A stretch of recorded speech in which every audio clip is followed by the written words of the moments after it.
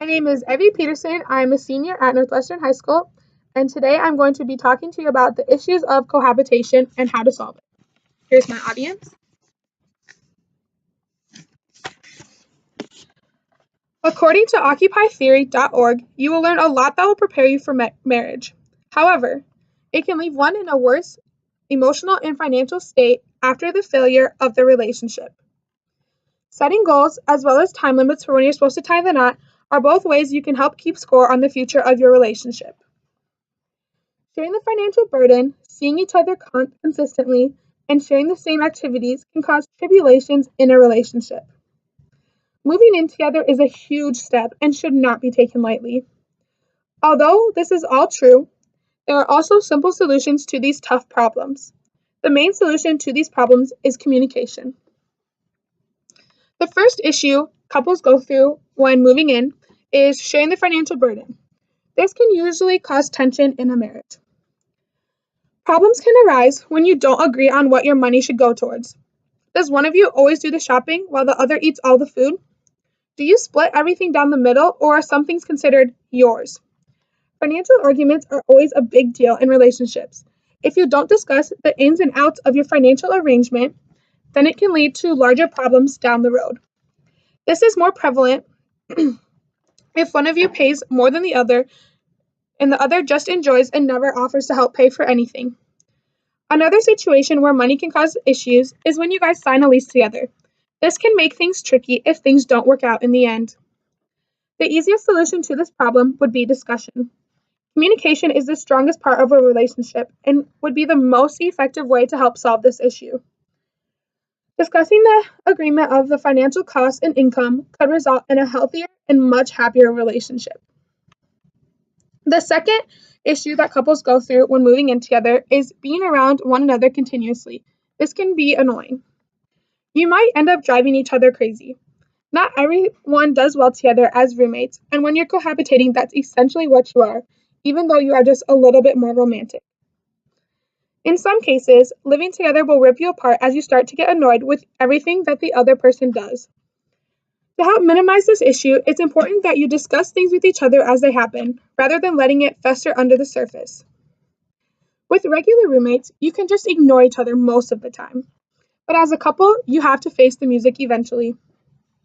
Confronting the situation at hand is the most mature thing to do and will act as the most efficient way to solve conflicts. Also, scheduling separate outings with your friends and activities that you can do on your own will also give yourself some time alone to relax and find peace.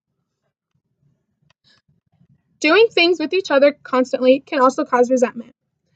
There can be a lot of pressure as well. No matter who you are, eventually you will have to find some personal space and time to yourself, which can be extremely hard when your significant other is living with you. You might feel obligated to do everything together, even if you just aren't into it, which can cause resentment. People outside of the relationship might start pressuring you to get married, which may or may not be your next goal.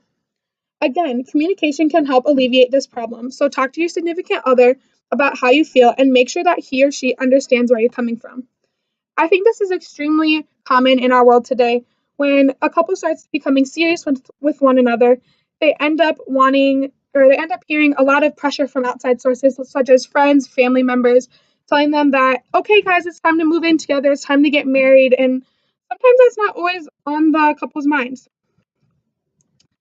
According to psychologytoday.com, these are a few results about a research project done on people who cohabitate. They did a study, and these were the results.